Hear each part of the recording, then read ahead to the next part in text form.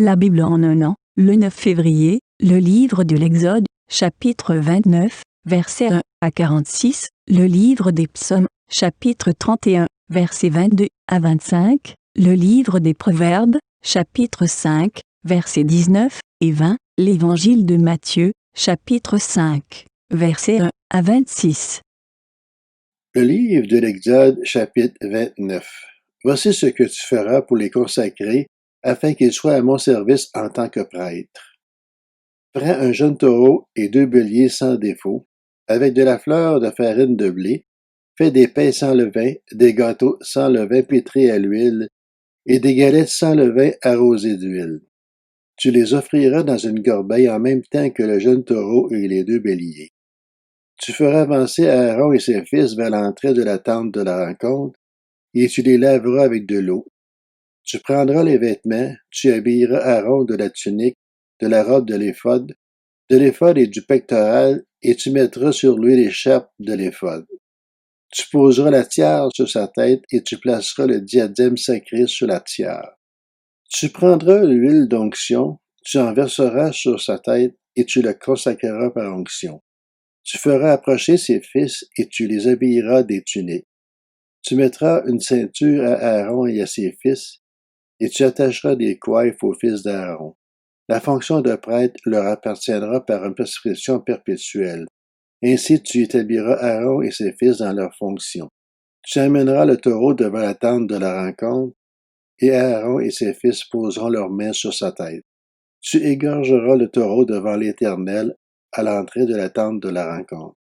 Tu prendras de son sang, tu en mettras avec ton doigt sur les cornes de l'autel, puis tu verseras tout le sang au pied de l'autel. Tu prendras toute la graisse qui couvre les entrailles, le grand lobe du foie, les 2 rognons et la graisse qui les entoure, et tu brûleras cela sur l'autel. Mais tu brûleras au feu à l'extérieur du camp la viande du taureau, sa peau et ses excréments.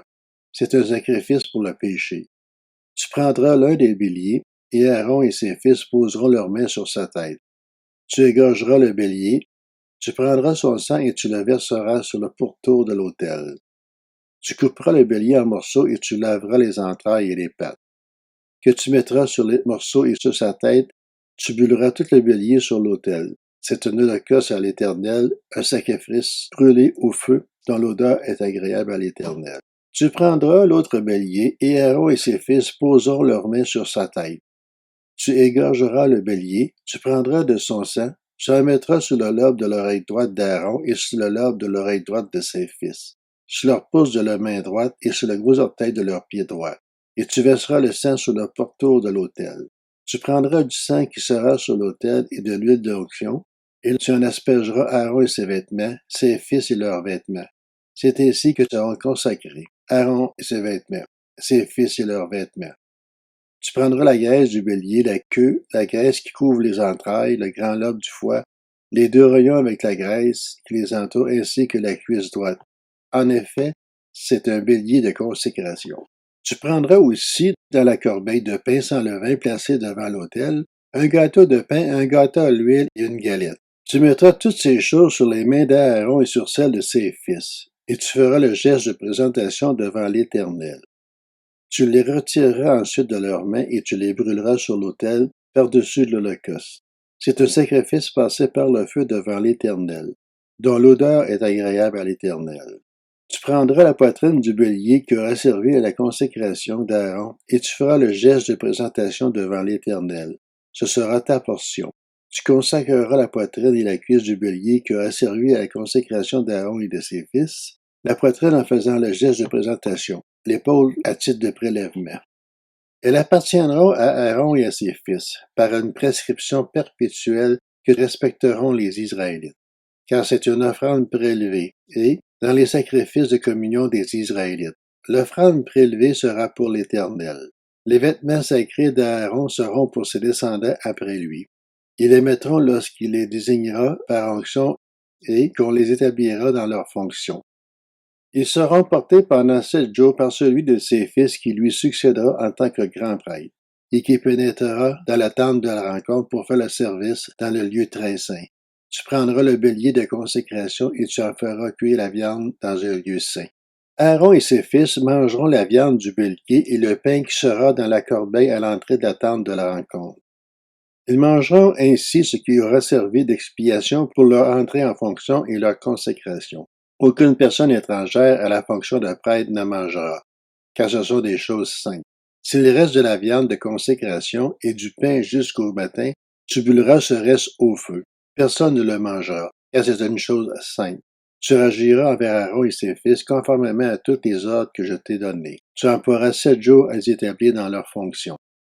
Tu offriras chaque jour un taureau en sacrifice pour le péché, pour l'expiation. Tu purifieras l'autel par cette expiation et tu verseras de l'huile dessus pour le consacrer. Pendant 7 jours, tu feras des expiations sur l'autel et tu le consacreras.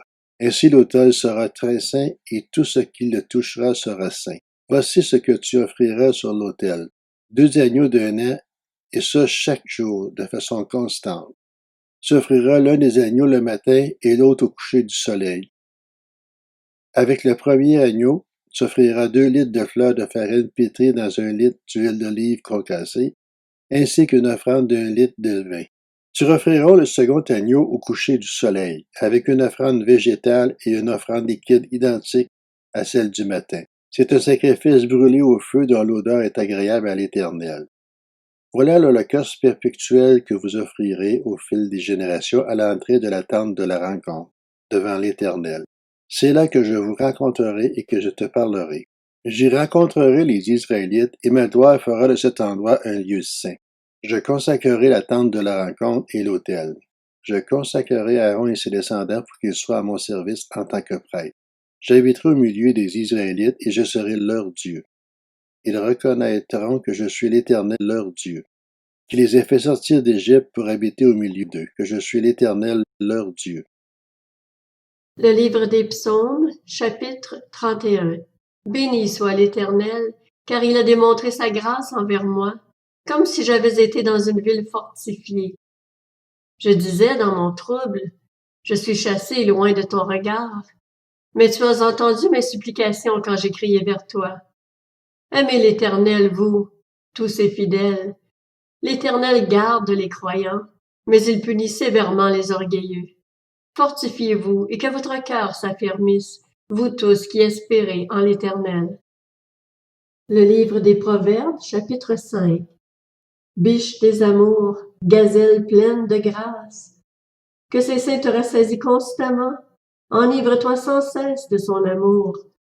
Pourquoi, mon fils, t'enivrerais-tu d'une étrangère et embrasserais-tu la poitrine d'une inconnue?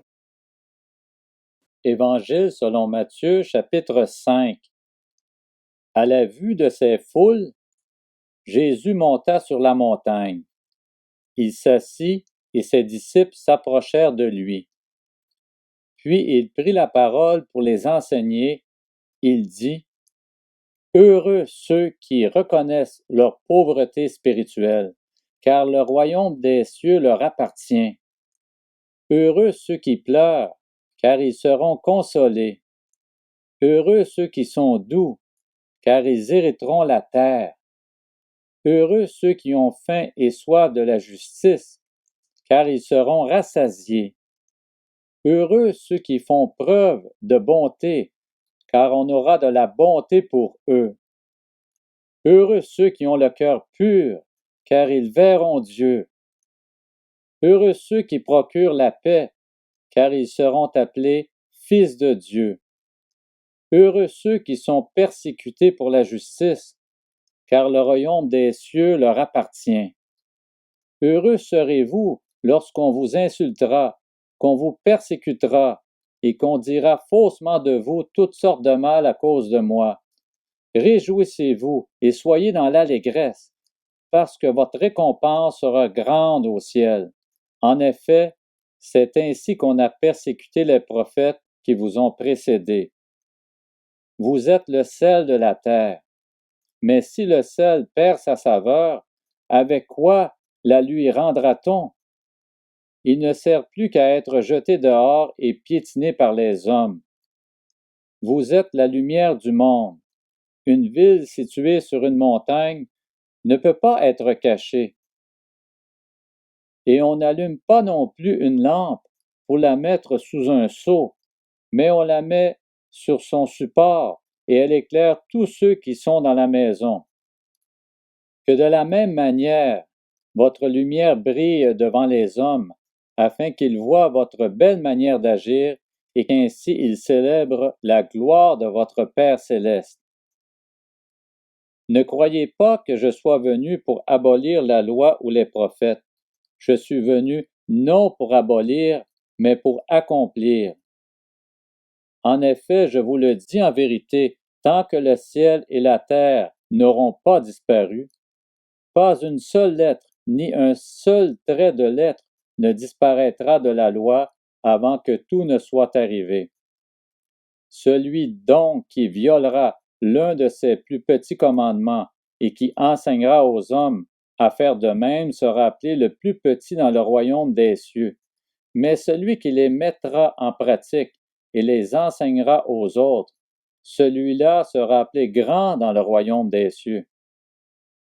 En effet, je vous le dis, si votre justice ne dépasse pas celle des spécialistes de la loi et des pharisiens, vous n'entrerez pas dans le royaume des cieux.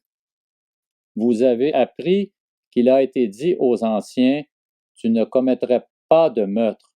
Celui qui commet un meurtre mérite de passer en jugement. Mais moi je vous dis, tout homme qui se met sans raison en colère contre son frère mérite de passer en jugement. Celui qui traite son frère d'imbécile mérite d'être puni par le tribunal, et celui qui le traite de fou mérite d'être puni par le feu de l'enfer. Si donc tu présentes ton offrande vers l'autel, et que là tu te souviennes que ton frère a quelque chose contre toi, laisse ton offrande devant l'autel, et va d'abord te réconcilier avec ton frère, puis viens présenter ton offrande. Mets-toi rapidement d'accord avec ton adversaire, pendant que tu es en chemin avec lui, de peur qu'il ne te livre au juge, que le juge ne te livre à l'officier de justice, et que tu ne sois mis en prison. Je te le dis en vérité, tu n'en sortiras pas avant d'avoir remboursé jusqu'au dernier centime.